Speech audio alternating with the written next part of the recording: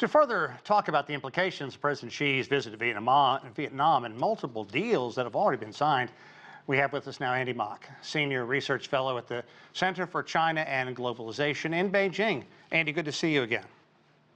Likewise, Sean. President Xi reiterating China's chief talking point on tariffs, that really no one wins in a trade war.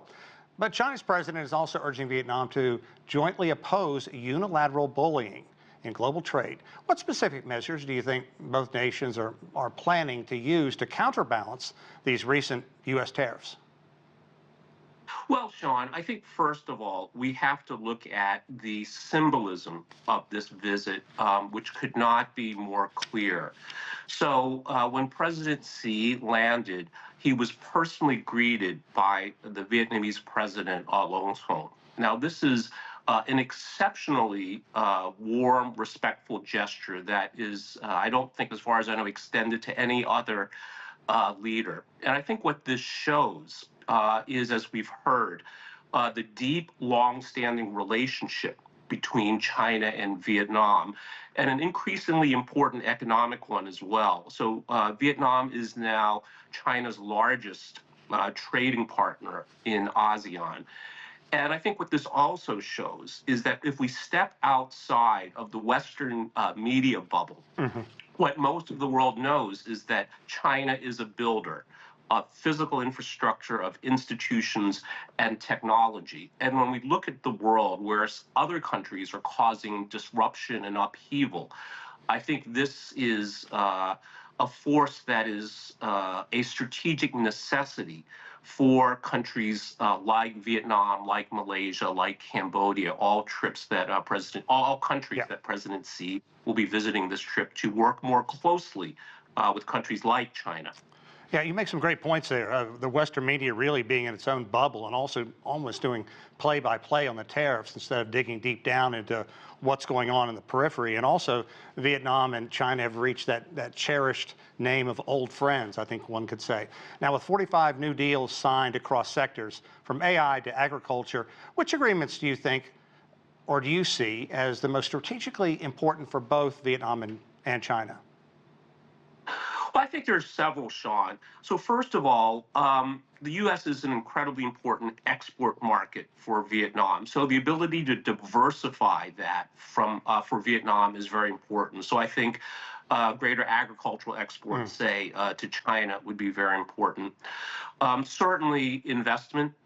So Vietnam, I think, is on a trajectory similar to that of China's maybe 10, 20, even 30 years ago, and certainly can benefit from investment. I think another very important area is, of course, technology, whether we're talking about artificial intelligence, whether we're talking about 5G, or whether we're talking about aircraft maintenance.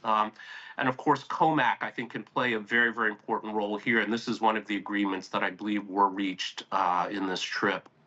Yeah, also, Trump has weighed in on the meeting between the two leaders, saying that Vietnam and China are working to harm the United States, a comment sure to raise eyebrows abroad. Certainly. And I think if you look at it from a very narrow American perspective, we can understand why President Trump would say something like that. But I think from the perspective of a large proportion of the rest of the world, it's the exact opposite. Yeah. Again, as I say, this is a strategic necessity that all countries, all businesses need stability, need predictability to achieve prosperity. And here we see China really has been a global force for predictability and stability. Now, President Xi also mentioned that China's mega market is always going to be open to Vietnam. Let's talk about some of those opportunities for Vietnamese exporters, and also the fact that now there is this new Railway Development Committee. How important is that? Well, I think this is huge, Sean. Again, I think a large part of the world, if we step outside of the Western media bubble, sees China as a builder, of course, of physical infrastructure through initiatives like the Belt and Road, the BRI, institutions like the Asia Infrastructure Investment Bank, and of course technology from high-speed rail to artificial intelligence to 5G. And again, these, especially high-speed rail and 5G, are technologies and infrastructure that link people and countries together and reduce the cost of communication and transactions. So I think this is vitally important.